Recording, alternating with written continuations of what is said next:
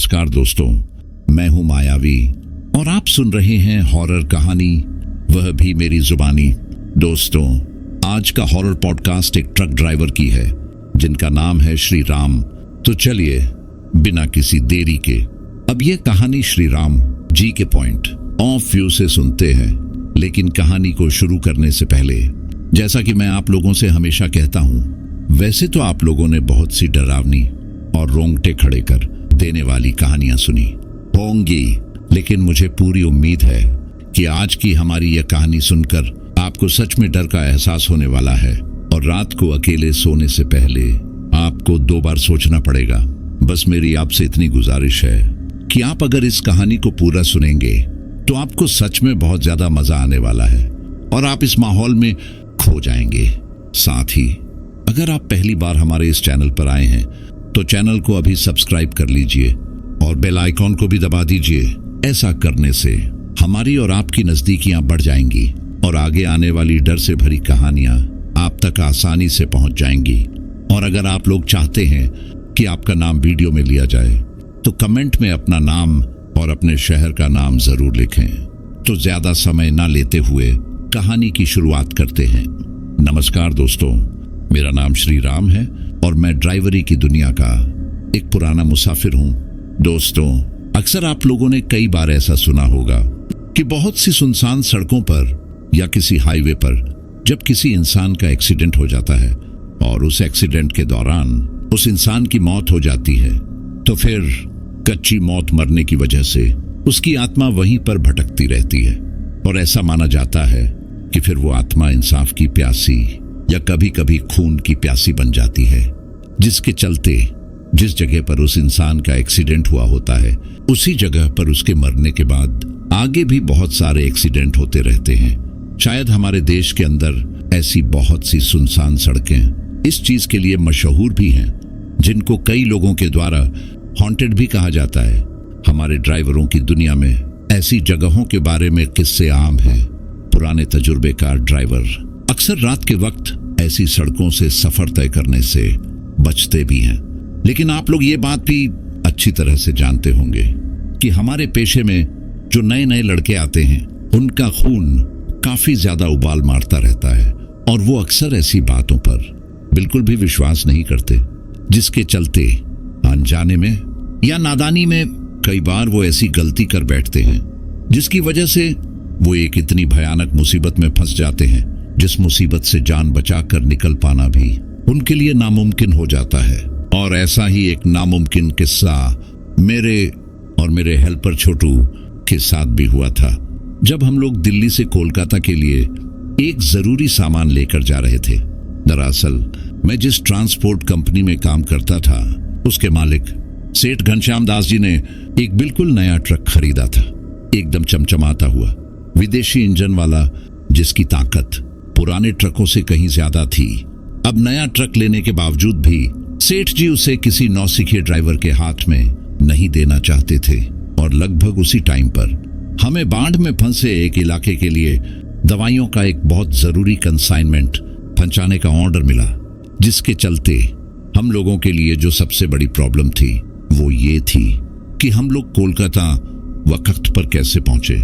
लेकिन तभी सेठ जी मुझे अपने ऑफिस में बुलाते हैं और मुझसे कहते हैं, श्री राम, ये नया वाला ट्रक तू ही लेकर चल। इतने कीमती और जरूरी माल को वक्त पर पहुंचाने की जिम्मेदारी मैं सिर्फ तुझ पर ही छोड़ सकता हूं। अब जैसे ही सेठ जी ने मुझे ये बात कही तो मेरा सीना गर्व से चौड़ा हो गया। उस दिन मुझे अपने 25 साल के तजुर्बे पर काफी ज्यादा प्राउड फील हो रहा था। लेकिन अब उससे भी बड़ी जो प्रॉब्लम थी वो ये थी कि रास्ता बहुत लंबा था और वक्त बहुत कम। जिस दिन हम लोग दिल्ली से कोलकाता के लिए निकले थे उस दिन दोपहर के लगभग 2 बजे का टाइम हो रहा था और हम लोगों का ये प्लान था कि हम लोग पूरी रात नाइट ड्राइविंग करके अच्छे से उस ट्रक की ताकत आजमाते हुए कोलकाता पहुंचेंगे। लेकिन हमें इस बात का जरा भी अंदाजा नहीं था कि जिस सुनसान शॉर्टकट के ऊपर रात के वक्त नाइट ड्राइविंग का मजा लेने की सोचकर हम लोग आज निकल रहे हैं, उन्हीं सुनसान रास्तों पर हमारे साथ एक ऐसा भयानक हादसा होगा जिसके बारे में हम लोगों ने आज तक भी अपनी जिंदगी में कभी कल्पना भी नहीं की थी। दरअसल हम लोगों को अब लगातार ड्राइव करते हुए लगभग 7 घंटे का वक्त हो चुका था। जब हम लोग दिल्ली से निकले थे तभी कुछ हल्का फुल्का नाश्ता करके निकले थे, जिसके चलते अब छोटू को थोड़ी बहुत बेचैनी होने लगी थी। इसी वजह से वो चलती हुई गाड़ी में ही मुझसे कहता है, अरे यार उस्ताद, कहीं पर कोई छोटा मोटा ढाबा या फिर कोई चाय की दुकान दिखाई दे तो वहां पर ट्रक को रोक लेना, क्योंकि मुझे तो चाय पीने की काफी ज्यादा चुल हो रही है। मैंने कभी भी इतने लंबे सफर पर रात भर गाड़ी में नहीं बैठा। इस वजह से अब मेरा हल्का हल्का सिर दर्द करने लगा है। तो उसके ऐसा कहने पर मैं उससे कहता हूँ, अरे यार छोटू, थोड़ी दूर आगे जैसे ही कोई शहर आएगा तो हम लोग किसी बढ़िया होटल में बैठकर खाना ही खा लेंगे। फालतू में इस तरीके से बीच में रुककर टाइम खराब करने से कोई मतलब नहीं है। मेरे ऐसा कहने के बावजूद भी वो मुझसे कहता है, नहीं उस्ताद, मुझे तो चाय पीनी ही है। आज तो वैसे ही इतनी लंबी ड्राइव करके मेरा सिर दुखने लगा है, तो मुझे चाय पीने की बहुत ज्यादा जरूरत है। अब यहाँ पर मैं आप लोगों को बता दूं कि जो छोटू था वो चाय का बड़ा शौकीन था। उसकी इस आदत से मैं पहले से ही काफी ज्यादा वाकिफ था, जिसके चलते उस वक्त मुझे अंदाजा हो गया था कि अब गाड़ी रोककर इसको कहीं ना कहीं चाय पिलानी ही पड़ेगी। इसीलिए अब चलती हुई गाड़ी में मैं भी इस तलाश में था कि कहीं सड़क के बगल में कोई छोटी मोटी चाय की टपरी दिखाई दे। उस वक्त टाइम भी रात के लगभग 9 से 9:30 बजे का हो चुका था, जिसकी वजह से सड़क के चारों तरफ बिल्कुल घना अंधेरा छाया हुआ था। लेकिन क्योंकि वो एक बदनाम शॉर्टकट हाईवे था, तो इस वजह से उसके अगल बगल में हम लोगों को कहीं पर कोई भी ढाबा या फिर चाय की दुकान दिखाई नहीं दे रही थी। लेकिन तभी अचानक से ही छोटू मुझसे कहता है, अरे उस्ताद, गाड़ी साइड में लो, वो देख, वहां पर एक छोटी सी चाय की टपरी दिखाई दे रही है और शायद उसके ऊपर एक लाइट भी जल रही है। तो उसके ऐसा कहते ही मैं हाईवे से ट्रक को साइड वाली सर्विस रोड पर उतार लेता हूँ। थोड़ी दूर आगे चलते ही उस सर्विस रोड के बगल में ही वो चाय की टपरी बनी हुई थी। लेकिन जब तक हम लोग वहां पहुंचे तब तक शायद वो दुकान वाला उस दुकान को बंद करके जा चुका था। तभी हम लोगों को उस दुकान के पीछे से एक अधेड़ उम्र का आदमी दिखाई देता है। मैं उसे कहता हूँ, अरे चाचा, कुछ चाय बिस्किट मिलेगा क्या? तो मेरे ऐसा पूछते ही वो आदमी कहता है, बेटा, तुम लोग आने में थोड़ा लेट हो गए। मैंने तो अब दुकान बंद कर दी है। छोटू के जिद करने पर और थोड़े ज्यादा पैसे का लालच देने पर वो आदमी मान तो जाता है, लेकिन चाय बनाते वक्त वो बहुत घबराया हुआ था। चाय देते हुए उसने हमसे कहा, इस वक्त मैं यहाँ पर और ज्यादा नहीं रुक सकता। रात के वक्त इस जगह पर रुकना ठीक नहीं है और मेरा तो तुम लोगों से भी यही कहना है कि तुम चुपचाप जितना जल्दी हो सके उतना जल्दी यहाँ से निकल जाओ। इतना कहकर वो बड़ी ही हड़बड़ाहट में वहां से निकल गया। हम दोनों चाय पी ही रहे थे कि तभी हमें सड़क के पार जंगल के किनारे बनी एक पुरानी टूटी फूटी दीवार दिखाई दी, जिसके पीछे कुछ कब्रों के पत्थर चांद की हल्की रोशनी में चमक रहे थे। वो एक छोटा वीरान कब्रिस्तान था। उसे देखकर मेरे मन में एक अजीब सी सिहरन दौड़ गई। अभी मैं उसके बारे में सोच ही रहा था कि तभी जिस जगह पर हम बैठे थे उसके पीछे से हम लोगों को एक आवाज सुनाई देती है। वो आवाज लगभग 20 से 22 साल की एक लड़की की आवाज लग रही थी। जैसे ही मेरे कानों में वो आवाज पड़ती है तो मैं झट से पीछे की तरफ पलट कर देखता हूँ, और जब मैं पीछे की तरफ पलट कर देखता हूँ तो मुझे दिखाई देता है कि हमारे पीछे एक लड़की खड़ी हुई है। लेकिन उस वक्त वहां पर वो अकेली नहीं थी, बल्कि उसके साथ उसकी स्कूटी भी थी। और उसकी हालत को देखकर ऐसा लग रहा था जैसे वो लड़की उस स्कूटी को काफी दूर से धक्का देते हुए वहां तक लेकर आई है, क्योंकि जब हमने पलटकर उसकी तरफ देखा तो वो काफी ज्यादा हाँफ रही थी। अब उसको वहां पर खड़ा देखते ही मैं उससे पूछता हूँ, अरे क्या हुआ मैडम, आप यहाँ रात के वक्त इस अंधेरे में क्या कर रही हो? मेरे ऐसा पूछते ही वो हम लोगों से कहती है, मेरी ये स्कूटी काफी पीछे ही खराब हो गई थी। मेरी आप लोगों से यही रिक्वेस्ट है कि अगर आप लोग मुझे अपनी गाड़ी में आगे आने वाले शहर तक लिफ्ट दे दोगे तो आपकी बहुत बड़ी मेहरबानी होगी। उसकी ये बात सुनते ही मैं और छोटू एक दूसरे के चेहरे की तरफ देखते हैं। मैं उसे उस लड़की की मदद करने के लिए कह देता हूँ, क्योंकि हम सोचते हैं कि भला इस सुनसान सड़क पर इसकी मदद करने वाला और कौन मिलेगा। इसी वजह से हम लोग उससे कहते हैं, ठीक है, आप अपनी स्कूटी को यहीं पर खड़ा कर दो और हमारे साथ आकर गाड़ी में बैठ जाओ।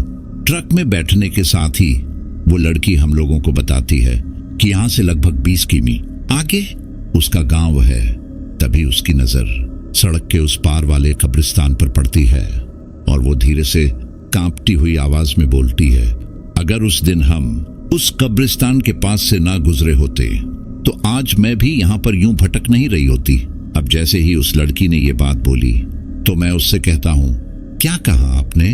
लेकिन मेरे ऐसा पूछने पर वो मुझसे कहती है, अरे नहीं नहीं, कुछ नहीं, तुम जल्दी से ट्रक चलाओ, मुझे जितना जल्दी हो सके उतना जल्दी अपने घर पहुंचना है।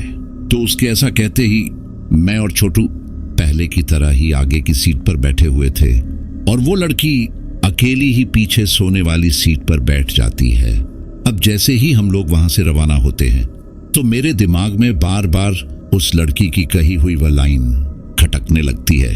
अभी मैं ट्रक चला ही रहा था कि तभी मुझे कुछ ऐसा दिखाई देता है जिसको देखते ही मेरा गला एकदम से सूख जाता है और मेरे माथे से पसीने की बूंदें मेरी कनपट्टी से होते हुए नीचे मेरे गले तक आने लगती है। साथ ही ट्रक चलाते वक्त भी मेरे हाथ अजीब तरीके से कांपने लगे थे, क्योंकि जब ट्रक चलाते वक्त अचानक से मेरी नजर पीछे की तरफ देखने वाले साइड मिरर पर गई। तो जैसे ही मैं उस शीशे पर देखता हूं तो मुझे दिखाई देता है कि हमारी ट्रक के अंदर पीछे वाली सीट पर इस वक्त हमारे साथ जो लड़की बैठी हुई है, उस लड़की का हुलिया अचानक से ही बदल गया है। अभी जो लड़की हम लोगों को 20 से 22 साल की उम्र में बहुत ही सीधी सादी दिखाई दे रही थी, अब उस शीशे में उसका चेहरा उतना ही ज्यादा बदसूरत और डरावना दिखाई दे रहा था। जब मैंने उस शीशे में देखा तो मुझे दिखाई दिया कि उसका चेहरा पूरी तरीके से कुचला हुआ है और खून में सना हुआ है। साथ ही उसकी आंखों के चारों तरफ गहरे काले काले घेरे बने हुए हैं, जैसे कि वो कई सालों से सोई ही ना हो। उसकी ये हालत देखकर मैं समझ गया था कि जरूर हमारे साथ आज कोई बहुत ही भयानक छलावा हुआ है। जब मैंने उस शीशे में देखा तो मुझे दिखाई दिया कि उसका चेहरा पूरी तरीके से कुचला हुआ है और खून में सना हुआ है। साथ ही उसकी आंखों के चारों तरफ गहरे काले काले घेरे बने हुए हैं, जैसे कि वो कई सालों से सोई ही ना हो। उसकी ये हालत देखकर मैं समझ गया था कि जरूर हमारे साथ आज कोई बहुत ही भयानक छलावा हुआ है। उस एक पल में मेरे दिमाग ने काम करना बंद कर दिया था। मेरे हाथ जो स्टीयरिंग पर थे वो बर्फ की तरह ठंडे पड़ गए थे और अजीब तरीके से कांपने लगे थे। मेरा गला पूरी तरह से सूख चुका था, जैसे किसी ने रेगिस्तान की सारी रेत मेरे हलक में भर दी हो। मैं अपनी जगह पर पत्थर बन चुका था, आंखें शीशे पर जमी हुई थी और उस शीशे में वो डरावना चेहरा मुझे ही घूर रहा था, जैसे कह रहा हो, मैंने तुम्हें पकड़ लिया। लेकिन फिर भी मैं अपने आप पर कंट्रोल करते हुए खुद को काबू में रखने की कोशिश कर रहा था। मैंने हिम्मत करके अपनी नजरें उस शीशे से हटाई और पीछे केबिन में बैठी उस लड़की की तरफ देखा। वो तो वैसे ही शांति से बैठी हुई थी जैसे पहले बैठी थी। उसका चेहरा बिल्कुल वैसा ही भोला भाला और मासूम लग रहा था। लेकिन अब मैं जानता था कि उस मासूमियत के पीछे एक कितना भयानक राज छुपा हुआ था। मैंने वापस शीशे में देखा और वो कुचला हुआ खून से सना चेहरा अब भी वही था और इस बार मुझे लगा जैसे उसके होंठ हल्के से हिले और एक मुस्कान में बदल गए। अब तो मुझे पक्का यकीन हो गया था कि ये मेरा कोई वहम नहीं है। हमारे ट्रक में इस वक्त हमारे साथ कोई इंसान नहीं बल्कि कोई शैतानी बला बैठी हुई थी। उस वक्त हम दो लोग साथ में थे, लेकिन दो लोगों के होते हुए भी उस दूसरे का तो होने का कोई मतलब नहीं था। छोटू तो पीछे की सीट पर बैठा शायद ऊँघ रहा था। उसे इस बात का बिल्कुल भी अंदाजा नहीं था कि हम कितनी बड़ी मुसीबत में फंस चुके हैं। मैं चाहता तो जोर से चीख कर छोटू को सब कुछ बता सकता था, लेकिन मेरे अंदर इतनी भी हिम्मत नहीं थी। मुझे डर था कि अगर मैंने कोई भी ऐसी वैसी हरकत की तो पीछे बैठी वो बला हम पर हमला कर देगी। इसलिए मैंने चुपचाप ट्रक चलाना ही बेहतर समझा। मेरी बस यही कोशिश थी कि किसी भी तरह ये सफर खत्म हो और ये हमारे ट्रक से नीचे उतर जाए। तभी अचानक से एक बहुत भारी आवाज मुझे मेरे पीछे से सुनाई देती है। वो आवाज मुझे उस वक्त ऐसे सुनाई दी जैसे कोई मेरे कान के बहुत करीब आकर अचानक से बोला हो। उस आवाज के साथ ही जैसे ही मैं पीछे वाले शीशे पर देखता हूं तो मुझे दिखाई देता है कि वो लड़की तो उस सीट से सहारा लेकर बड़े ही आराम से पीछे बैठी हुई है। लेकिन जब मुझे वो आवाज आई तो मुझे सुनाई देता है कि वो लड़की एक भारी भारी सी आवाज में मुझसे कहती है, यहीं पर ट्रक रोक दो। उसके ऐसा कहते ही मैं उसी जगह पर ट्रक रोक देता हूं, क्योंकि मैं तो खुद ही उस बला से जितना जल्दी हो सके उतना जल्दी अपना पीछा छुड़ाना चाहता था। लेकिन तभी छोटू, जो अब तक जाग चुका था, उसे पता नहीं क्या खुजली होती है और वो उससे कहता है, अरे आप तो किसी आगे आने वाले गांव में उतरने की बात कह रही थी, अब आप यहाँ इस सुनसान जगह पर उतरकर क्या करोगी? तो छोटू के ऐसा कहने ही वो लड़की पीछे की एक तरफ से उसी भारी भारी सी आवाज में कहती है, नहीं नहीं, मुझे इसी जगह पर उतरना है। जब उसने उतरने की जिद की तो मैंने ध्यान दिया कि हम ठीक उसी पुराने कब्रिस्तान के गेट के सामने खड़े थे, जिसे देखकर वो ट्रक में बैठने के बाद कांप गई थी। अब वो उसी जगह पर उतरना चाहती थी। मेरा डर अब यकीन में बदल चुका था। मैं छोटू से कहता हूं, अरे ठीक है, कोई बात नहीं, इनको अगर यहां उतरना है तो उतर जाने दे, इनको यहां कुछ काम होगा। उससे ऐसा कहकर मैं ट्रक को उसी जगह पर रोके रखता हूं। अब जैसे ही मैं उस जगह पर ट्रक रोकता हूं तो वो लड़की पीछे की तरफ से केबिन का दरवाजा खोलकर नीचे उतर जाती है। वो नीचे उतरकर कब्रिस्तान के उस पुराने जंग लगे गेट की तरफ बढ़ने लगती है। जैसे ही मुझे दरवाजे के बंद होने की आवाज सुनाई देती है तो मैं बिना पीछे की तरफ देखे ही अपनी ट्रक को काफी तेज स्पीड में अचानक से दौड़ाते हुए वहां से निकाल लेता हूं। अब जैसे ही मैंने झटके के साथ उस ट्रक को वहां से निकाला तो बगल में बैठा हुआ छोटू मुझसे कहता है, अरे यार उस्ताद, क्या कर रहा है? थोड़ा आराम से चला, सेठ जी का नया ट्रक है। जैसे ही उसने मुझसे ये बात बोली तो मैं उसके ऊपर काफी ज्यादा गुस्सा हो जाता हूं और उसे कहता हूं, तुझे तो बस ट्रक की पड़ी है, अभी तू किसी और का खाना बन जाता। अगर मैं यहाँ पर थोड़ा बहुत भी दिमाग लगाकर ना निकला होता, तुझे अंदाजा भी है कि इस वक्त हमारे साथ पीछे की तरफ जो लड़की बैठी हुई थी वो क्या थी। तो मेरे ऐसा कहते ही वो मजाक में हंसते हुए मुझसे कहता है, क्या थी का क्या मतलब है? तुझे भी दिख रहा था और मुझे भी दिख रहा था कि वो एक लड़की थी। तो उसके ऐसा कहने पर मैं थोड़ा गौर से उसको समझाते हुए जो चीज मैंने शीशे में देखी थी वो सारी चीजें उसको बताता हूं, और ये भी कि वो उसी कब्रिस्तान के पास उतरी है जिसका नाम लेकर वो डरी थी। अब जिस वक्त वो मेरे मुंह से ये सब बातें सुनता है तो उसके चेहरे का रंग उड़ जाता है। उसे चाय की टपरी वाले की चेतावनी भी याद आ जाती है। अब उसे मेरी बात पर यकीन हो गया था। वो डर के मारे कांपने लगा और बोला, उस्ताद, इसका मतलब वो उसकी बात मुंह में ही रह गई। लेकिन अब उस लड़की के वहां उतर जाने के बाद भी मेरा दिल काफी ज्यादा धक धक कर रहा था और मुझे ऐसा महसूस हो रहा था जैसे उसने अब भी हमारा पीछा नहीं छोड़ा है। इसीलिए मैं अब जितना तेज मुझसे भगाया जा सकता था उस वक्त मैं उतना तेज उस ट्रक को भगा रहा था। अब जैसे ही मैं वहां से उस ट्रक को भगाते हुए लगभग 5 से 7 किमी आगे आया तो अभी मैं ट्रक चला ही रहा था कि तभी छोटू जोर से चीखा, उस्ताद, ब्रेक लगा। वो देख। जब छोटू मुझसे अचानक से ये कहता है तो मेरा ध्यान फटाक से सामने सड़क पर जाता है, और जब मेरा ध्यान उस तरफ जाता है तो मैं देखता हूं कि उस सुनसान सड़क के बीचों बीच वही लड़की खड़ी हुई है, वही नीले रंग का सूट, वही बिखरे बाल।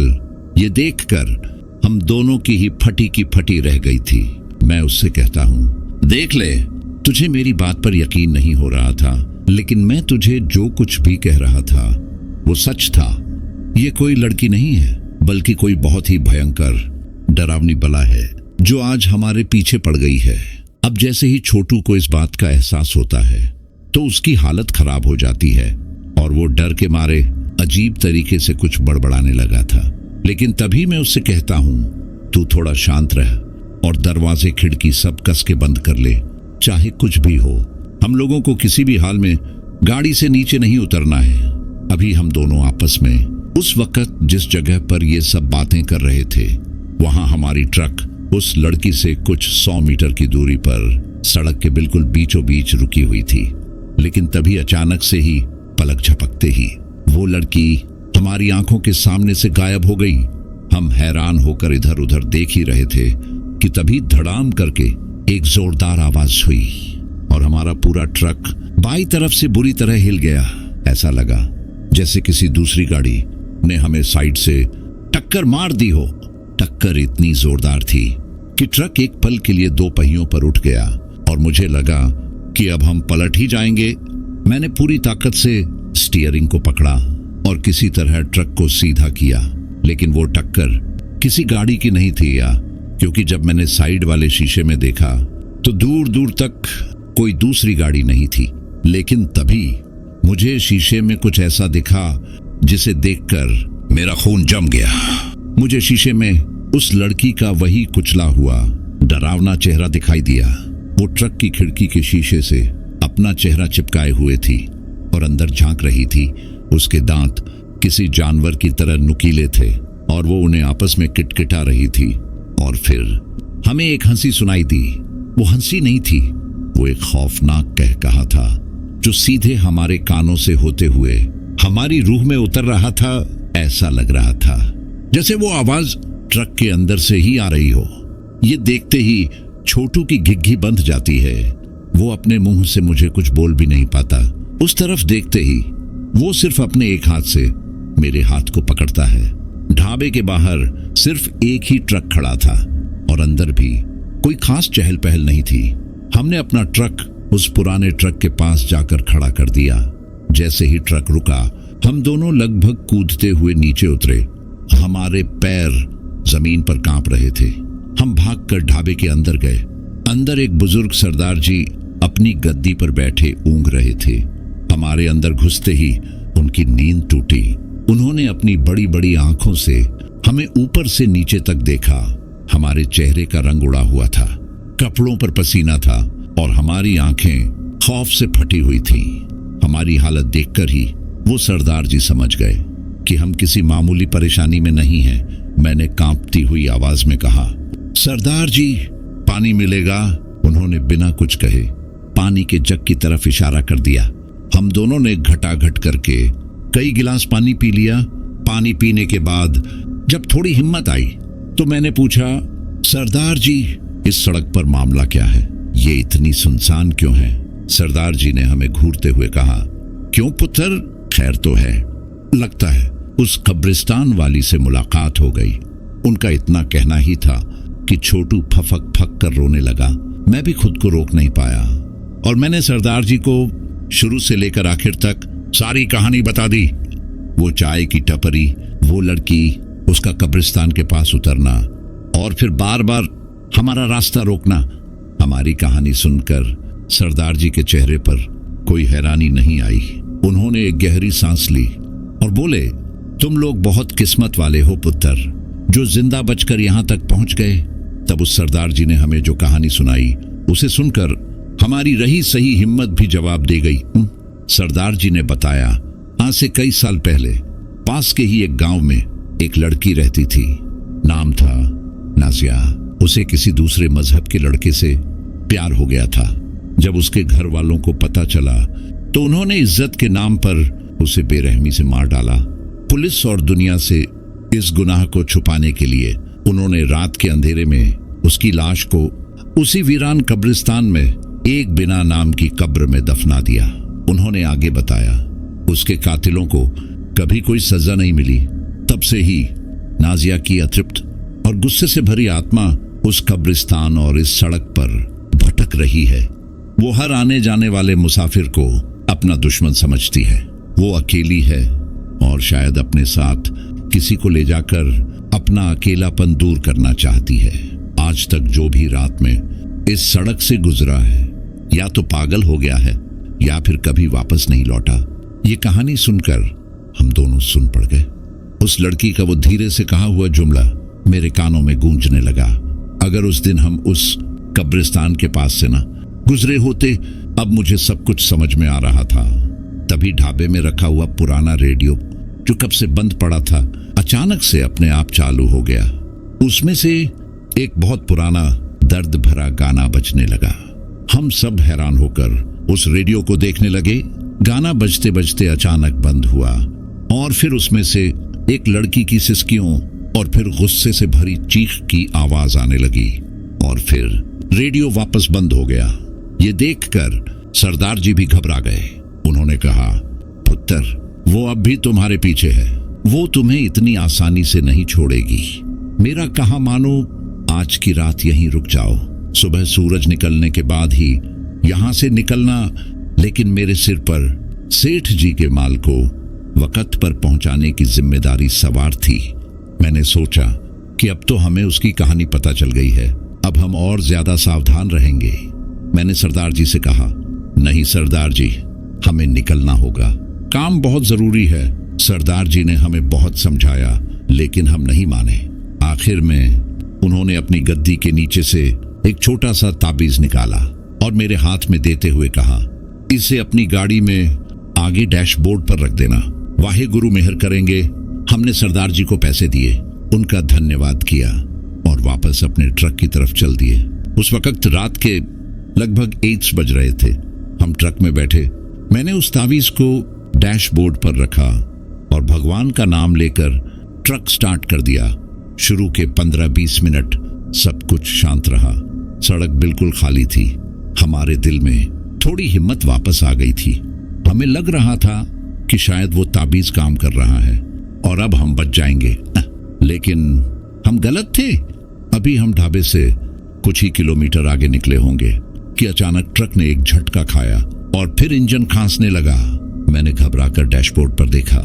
डीजल की सुई EMT पर थी। टंकी पूरी तरह से खाली हो चुकी थी। ये नामुमकिन था।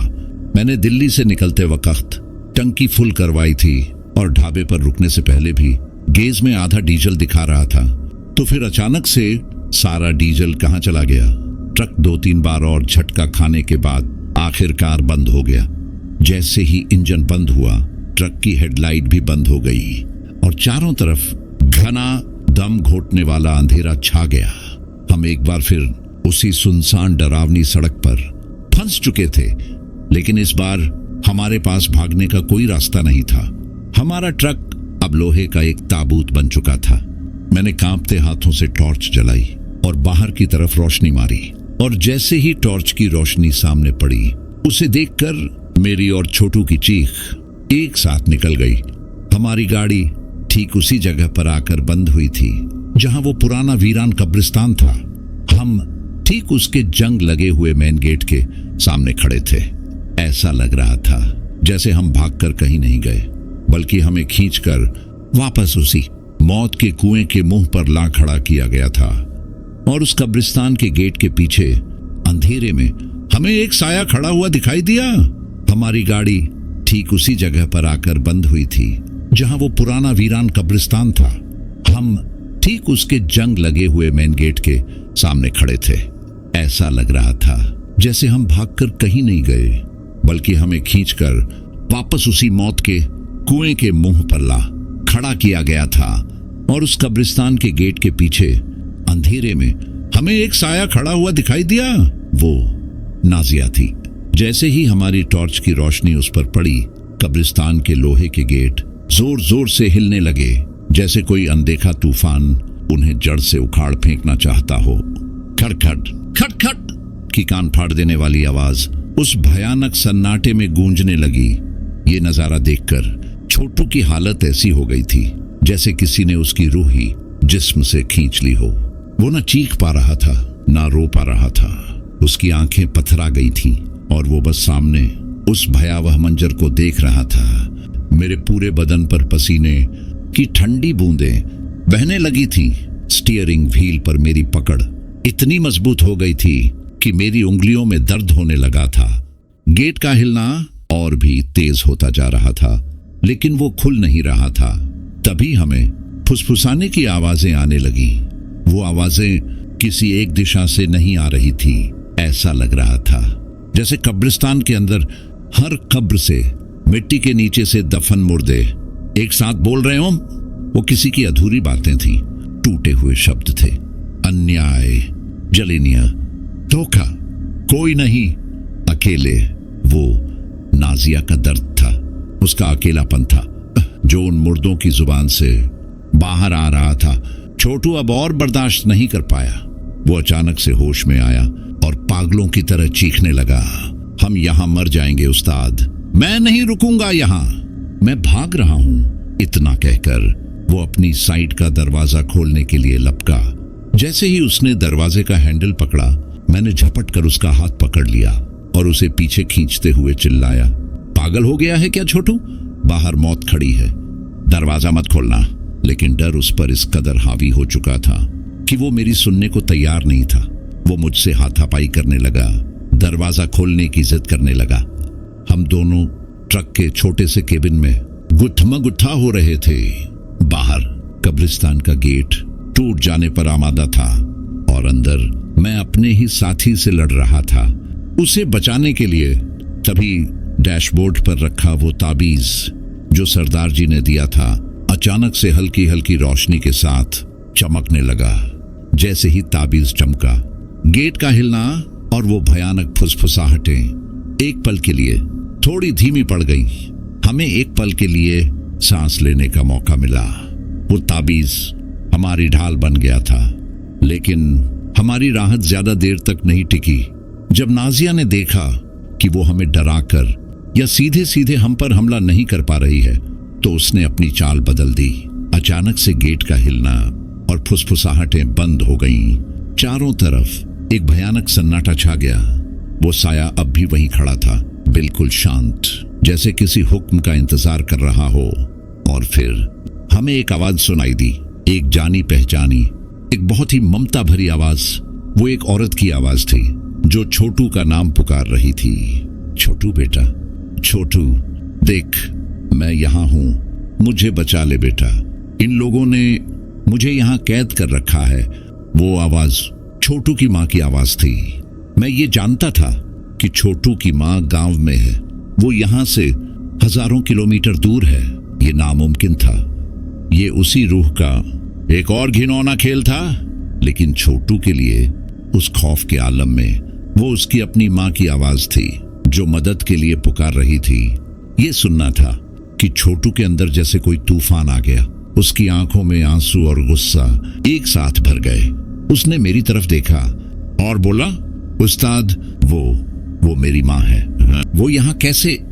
जरूर उन्होंने मेरी मां को भी, इससे पहले कि मैं कुछ कह पाता, उसने अपनी पूरी ताकत लगाकर मुझे एक धक्का दिया।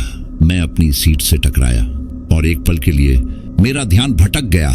बस वही एक पल काफी था। उसी एक पल में छोटू ने अपनी साइड का दरवाजा खोला और अंधेरे में कूद गया। छोटू! नहीं, मैं चीखा। मैंने दरवाजे की तरफ हाथ बढ़ाया, लेकिन तब तक बहुत देर हो चुकी थी। वो ट्रक से उतरकर उस आवाज की तरफ भाग रहा था जो कब्रिस्तान के गेट के अंदर से आ रही थी। मां, मैं आ रहा हूं मां, वो चिल्लाता हुआ भागा। मैं लाचार होकर उसे जाते हुए देख रहा था। जैसे ही छोटू उस जंग लगे गेट के सामने पहुंचा, एक अजीब और डरावनी चीज हुई। गेट जो इतनी देर से हिलने के बावजूद खुल नहीं रहा था, अब धीरे धीरे बिना किसी आवाज के अपने आप खुलने लगा। वो बस उतना ही खुला जितने में एक इंसान अंदर जा सके।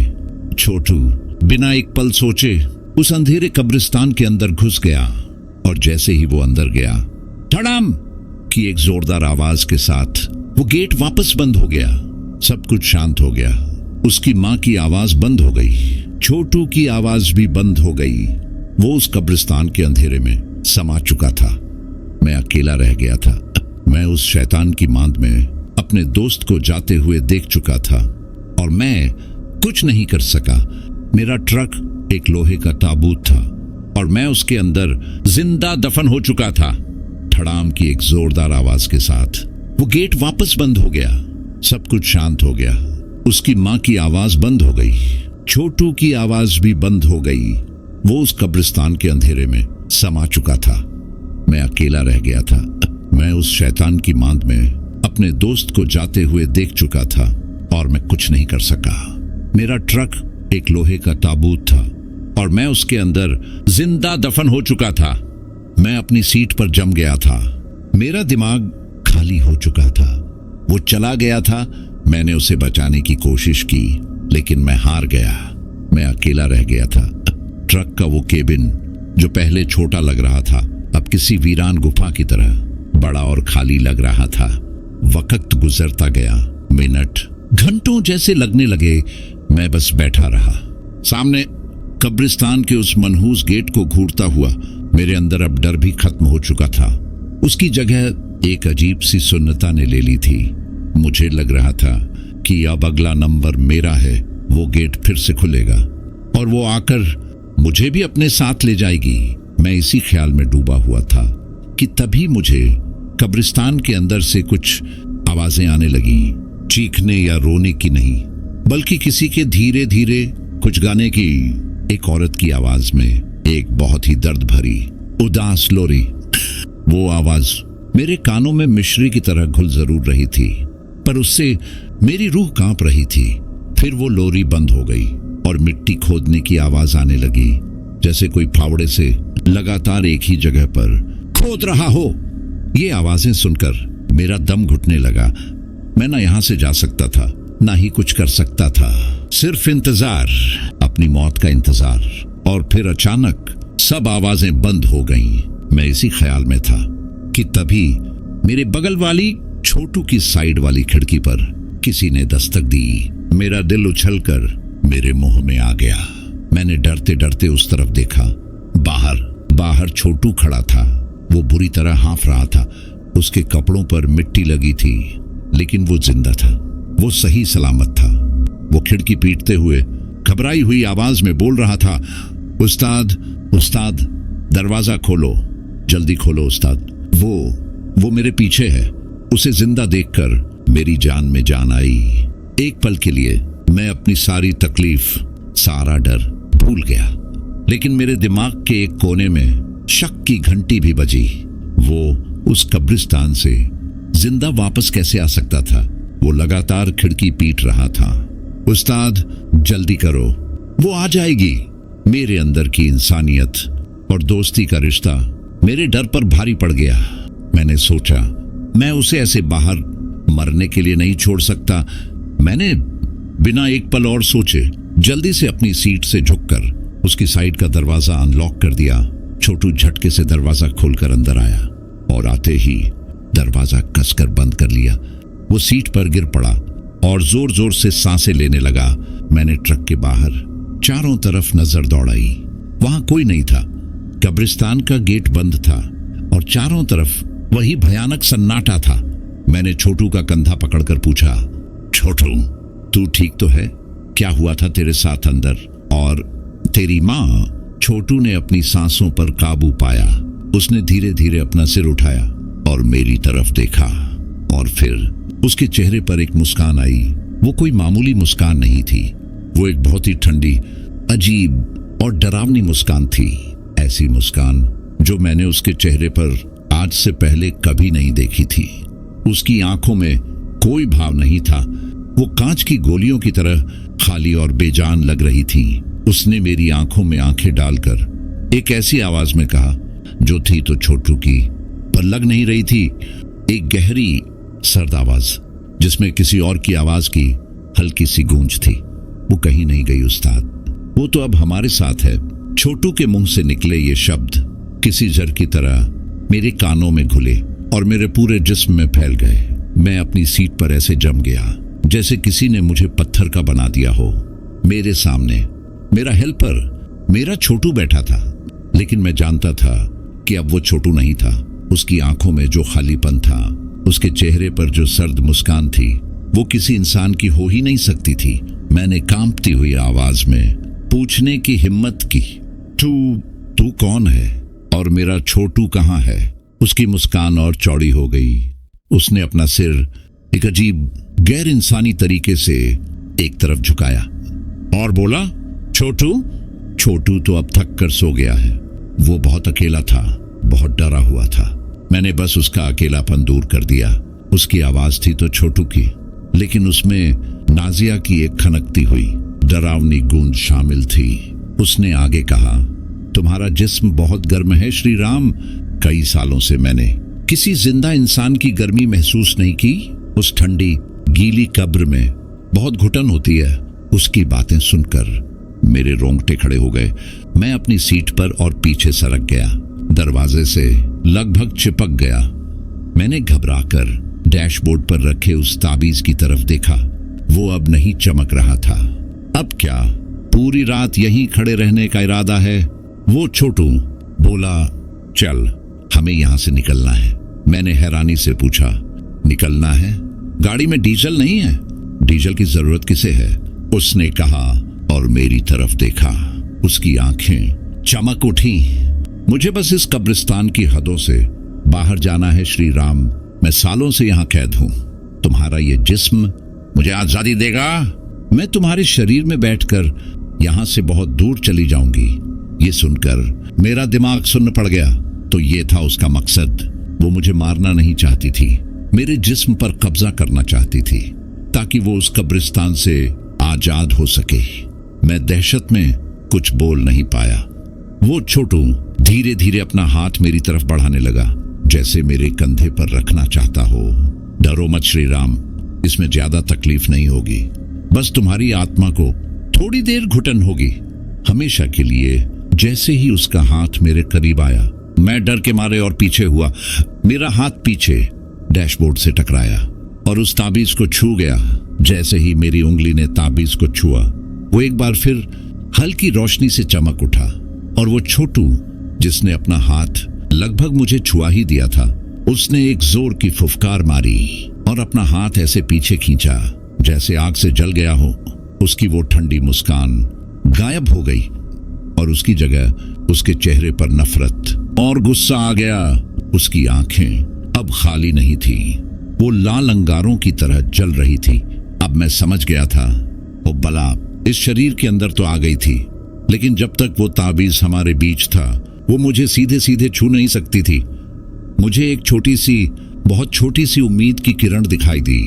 अब मेरे दिमाग में सिर्फ एक ही ख्याल दौड़ रहा था, किसी भी तरह सुबह करनी है। सूरज निकलते ही शायद इसका असर कम हो जाए, लेकिन सुबह होने में अभी कई घंटे बाकी थे।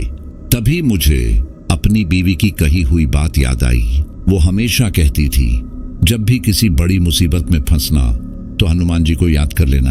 हनुमान चालीसा में वो ताकत है जो बड़ी से बड़ी बला को भी भगा देती है। मेरे फोन में हनुमान चालीसा की रिकॉर्डिंग थी, लेकिन मेरा फोन कहाँ था? मुझे याद आया कि जब छोटू से हाथापाई हो रही थी, तब वो मेरी जेब से निकलकर सीट के बीच में कहीं गिर गया था। अब मुझे किसी भी तरह उस फोन तक पहुंचना था। मैंने ऐसे दिखाया जैसे मैं बहुत डर गया हूं और ठंड से कांप रहा हूं। मैंने अपने हाथ पैर सिकोड़ लिए और धीरे धीरे सीट पर नीचे की तरफ खिसकने लगा, जैसे मैं खुद को समेट रहा हूं। वो छोटू मुझे घूर रहा था, शायद मेरे डर का मजा ले रहा था। मैं धीरे धीरे खिसकते हुए अपना हाथ सीटों के बीच की दरार में ले गया। मेरी उंगलियां फोन को टटोलने लगी। बाहर मौत जैसी खामोशी थी और केबिन के अंदर सिर्फ मेरी और उसकी सांसों की आवाज थी। हर एक सेकंड 1 घंटे जैसा लग रहा था। तभी मेरी उंगलियों ने मेरे फोन को छू लिया। मैंने बिना कोई आवाज किए धीरे से फोन को अपनी मुट्ठी में पकड़ लिया। अब सबसे मुश्किल काम था उसे निकालकर हनुमान चालीसा चलाना। मैंने एक गहरी सांस ली और अचानक से खांसने का नाटक करने लगा। खांसते खांसते मैंने फोन को अपनी गोद में छुपा लिया और अपनी नजरें फोन की स्क्रीन पर गड़ा दी। मेरी उंगलियां कांप रही थीं। मैंने जल्दी जल्दी स्क्रीन को अनलॉक किया और म्यूजिक प्लेयर के फोल्डर को खोजने लगा। वो छोटू अब भी मुझे घूर रहा था। उसकी आंखों में अब शक पैदा हो रहा था। क्या हुआ? ज्यादा ठंड लग रही है क्या? उसकी आवाज में अब मजाक नहीं, एक धमकी थी। मुझे फोल्डर मिल गया। मैंने उस पर क्लिक किया। हनुमान चालीसा की फाइल सबसे ऊपर ही थी। मेरी उंगली प्ले के बटन से बस 1 इंच दूर थी। शायद उस शैतान ने मेरे दिमाग में चल रही हलचल को पढ़ लिया था, या शायद फोन की हल्की सी रोशनी ने मेरा राज खोल दिया था। जैसे ही मेरी उंगली प्ले बटन को छूने वाली थी, उसकी शांत ठंडी शक्ल अचानक से बदल गई। उसका चेहरा किसी मोम की तरह पिघलने लगा और छोटू के चेहरे की जगह नाजिया का वही कुचला हुआ खून से सना चेहरा उभर आया। उसकी आंखें पूरी तरह से काली हो गईं और उसके मुंह से छोटू की नहीं बल्कि एक औरत की दिल दहला देने वाली चीख निकली। नहीं, उसने चीखते हुए मेरी तरफ झपट्टा मारा। उसके हाथ अब छोटू के हाथ नहीं थे, वो लंबी नुकीली उंगलियों वाले पंजे बन चुके थे जो मेरे फोन को और मुझे दोनों को चीर देने के लिए बढ़ रहे थे। उसने चीखते हुए मेरी तरफ झपट्टा मारा। उसके हाथ अब छोटू के हाथ नहीं थे, वो लंबी नुकीली उंगलियों वाले पंजे बन चुके थे जो मेरे फोन को और मुझे दोनों को चीर देने के लिए बढ़ रहे थे। उस एक पल में वक्त जैसे रुक सा गया। मेरे सामने मौत थी, मेरे दोस्त के चोले में उसकी काली आंखें, उसका कुचला हुआ चेहरा, वो नुकीले पंजे, सब कुछ एक साथ मेरी तरफ बढ़ रहा था। लेकिन मेरे दिमाग ने हार नहीं मानी थी। मेरी उंगली जो प्ले बटन से बस 1 इंच दूर थी, मेरे दिमाग के हुक्म पर आगे बढ़ी। जैसे ही उसके पंजे मेरे फोन से टकराए, उसी पल मेरी उंगली ने भी प्ले का बटन दबा दिया। फोन की स्क्रीन उसके पंजे के दबाव से छटक गई, लेकिन तब तक बहुत देर हो चुकी थी। श्री गुरु चरण सरोज रज, न्यूज मनु मुकुर सुधारी। हनुमान चालीसा की पहली चौपाई फोन के छोटे से स्पीकर से निकलकर उस खामोश केबिन में तोप के गोले की तरह फटी आवाज का कानों में पड़ना था कि उस बला ने एक ऐसी भयानक दिल चीर देने वाली चीख मारी जो किसी इंसान की नहीं हो सकती थी। वो एक झटके में ऐसे पीछे की तरफ अपनी सीट पर गिरी जैसे किसी अनदेखी ताकत ने उसे जोर का तमाचा मारा हो। ट्रक के अंदर एक तूफान आ गया। पूरा का पूरा ट्रक बुरी तरह से हिलने लगा, जैसे कोई उसे खिलौने की तरह उठाकर पटक रहा हो। खिड़कियों के छटके हुए शीशे कर की आवाज के साथ पूरी तरह से टूटकर बिखरने लगे। डैशबोर्ड पर रखा वो ताबीज अब किसी बल्ब की तरह तेज सुनहरी रोशनी से जलने लगा था। मैं एक हाथ से स्टीयरिंग को पकड़े हुए था और दूसरे हाथ में मैंने उस फोन को किसी ढाल की तरह उस बला के सामने कर रखा था। हनुमान चालीसा की आवाज तेज होती जा रही थी। भूत पिशाच निकट नहीं आवे, महावीर जब नाम सुनावे। जैसे ही ये चौपाई गूंजी, छोटू के शरीर को एक जोरदार झटका लगा। उसकी पीठ किसी कमान की तरह मुड़ गई। उसके मुंह से, उसकी आंखों से काले रंग का एक गाढ़ा बदबूदार धुआं निकलने लगा। केबिन के अंदर सड़े हुए मांस और गीली मिट्टी की असहनीय बदबू भर गई। वो अब छोटू के शरीर के अंदर तड़प रही थी। वो बाहर निकलना चाहती थी, लेकिन हनुमान चालीसा की शक्ति ने उसे कैद कर लिया था। छोटू का जिस्म जमीन पर छटपटा रही मछली की तरह तड़प रहा था। कभी वो नाजिया की आवाज में चीखती तो कभी गालियां देती। मैं आंखें बंद करके बस हनुमान चालीसा सुनता रहा। मेरी आवाज भी अब उस रिकॉर्डिंग के साथ मिल गई थी। मैं भी पूरी श्रद्धा और ताकत से चालीसा का पाठ करने लगा। ये लड़ाई लगभग 5-7 मिनट तक चली होगी। वो 5-7 मिनट मेरी जिंदगी के सबसे भयानक पल थे। और फिर संकट कटे मिटे सब पीरा, जो सुमिरै हनुमत बलबीरा। जैसे ही चालीसा की ये आखिरी चौपाइयां गूंजी, छोटू के जिस्म ने एक आखिरी बार जोर से छटपटाया। उसके मुंह से नाजिया की एक अंतिम दर्दनाक चीख निकली और उसी चीख के साथ वो काला धुआं एक साई की शक्ल में उसके जिस्म से बाहर निकला। सामने के टूटे हुए विंडशील्ड को चीरता हुआ बाहर गया और किसी चुंबक की तरह तेजी से वापस उस कब्रिस्तान के गेट की तरफ खींचता चला आ गया। गेट से टकराते ही वो साया धुएं में मिलकर गायब हो गया। उसके जाते ही ट्रक का हिलना बंद हो गया। वो बदबू खत्म हो गई। चारों तरफ एक बार फिर मौत जैसा सन्नाटा छा गया।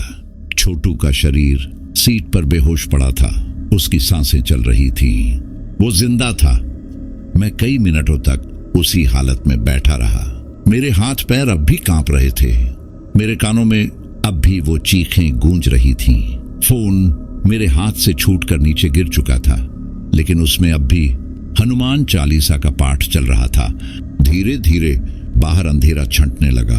पूरब की दिशा में आसमान का रंग बदल रहा था। सुबह हो रही थी। सुबह की पहली किरण के साथ हमें दूर से एक गाड़ी की हेडलाइट दिखाई दी। इस बार वो कोई छलावा नहीं था। वो एक पुलिस की जीप थी जो शायद गश्त पर निकली थी। उन्होंने हमारे टूटे फूटे ट्रक और हमारी हालत को देखा। हमने उन्हें बस इतना ही बताया कि रात में कुछ लुटेरों ने हम पर हमला कर दिया था, जिसके चलते हमारा ट्रक खराब हो गया और हम बहुत डर गए। छोटू के बारे में मैंने कहा कि शायद डर के मारे वो बेहोश हो गया। वो हमारी कहानी पर पूरी तरह से यकीन कर रहे थे या नहीं मुझे नहीं पता, लेकिन उन्होंने हमारी मदद की। छोटू को अस्पताल पहुंचाया गया और ट्रक को टो ट्रक की मदद से पास के शहर ले जाया गया। सेठ जी को जब खबर मिली तो वो बहुत गुस्सा हुए। डिलीवरी वक्त पर नहीं पहुंची थी और उनके नए ट्रक का कबाड़ा हो चुका था। लेकिन जब उन्होंने हमारी हालत देखी तो वो भी चुप हो गए। शायद वो समझ गए थे कि जो भी हुआ वो मामूली नहीं था। छोटू लगभग 1 महीना अस्पताल में रहा। डॉक्टर कहते थे कि वो किसी गहरे सदमे में है। जब उसे होश आया तो उसे उस रात के बारे में कुछ भी याद नहीं था। उसे बस इतना याद था कि उसका सिर दर्द हो रहा था और हम चाय पीने के लिए रुके थे। उसके बाद का सब कुछ उसकी याददाश्त से मिट चुका था और शायद ये अच्छा ही था। उसने उस घटना के बाद हमेशा के लिए ड्राइवरी का पेशा छोड़ दिया। दोस्तों, उस रात के बाद मेरी जिंदगी हमेशा के लिए बदल गई। मैं आज भी ट्रक चलाता हूं, लेकिन अब मेरे ट्रक में डैशबोर्ड पर हनुमान जी की एक बड़ी सी मूर्ति है। मेरे ट्रक का म्यूजिक सिस्टम कभी बंद नहीं होता और उसमें हमेशा 24 घंटे सिर्फ हनुमान चालीसा ही चलती रहती है। मैं उस सन्नाटा हाईवे पर फिर कभी नहीं गया। बाद में मैंने सुना था कि पुलिस वालों को उस कब्रिस्तान का गेट अंदर की तरफ से टूटा हुआ मिला था, जैसे किसी ने बाहर निकलने के लिए उसे तोड़ा हो, और एक बिना नाम की कब्र की मिट्टी भी उखड़ी हुई थी। मैं किसी को यकीन करने के लिए मजबूर नहीं करता, लेकिन मैंने उस रात जो देखा, जो महसूस किया, वो मेरी जिंदगी की वो हकीकत है जिसे मैं कभी नहीं भुला सकता। मैंने सीखा है कि इस दुनिया में कुछ ऐसी ताकतें हैं जिनके बारे में विज्ञान की किताबों में नहीं लिखा होता। और जब आप एक अंधेरी सुनसान सड़क पर अकेले होते हैं तो आपकी हिम्मत और उस ऊपर वाले पर आपका भरोसा के सिवा आपका कोई और साथी नहीं होता। यकीन मानिए या मत मानिए। तो दोस्तों, ये कहानी यहीं खत्म हुई। अब जिन भाइयों ने अपना नाम वीडियो में कमेंट किया था, उनका नाम लेते हैं। दीपू राजपूत भाई अलीगढ़ से, सुमंडी के भाई नेपाल से, निरुपमा नायक भाई भद्रक ओडिशा से, जिया अहियान अलिया हमधून भाई मालदीव से। और अगर आप लोग भी चाहते हैं कि आपका नाम वीडियो में लिया जाए तो अपना नाम और अपने शहर का नाम वीडियो में कमेंट करें। अगर आपको ये कहानी पसंद आई हो तो वीडियो को लाइक और चैनल को सब्सक्राइब करें ताकि और भी डरावनी कहानियां आप तक पहुंच सके। कहानी को अंत तक सुनने के लिए दिल से धन्यवाद दोस्तों। आज के लिए बस इतना ही। मिलते हैं जल्द ही कुछ नई कहानियों के साथ। तब तक के लिए अपना ध्यान रखिए।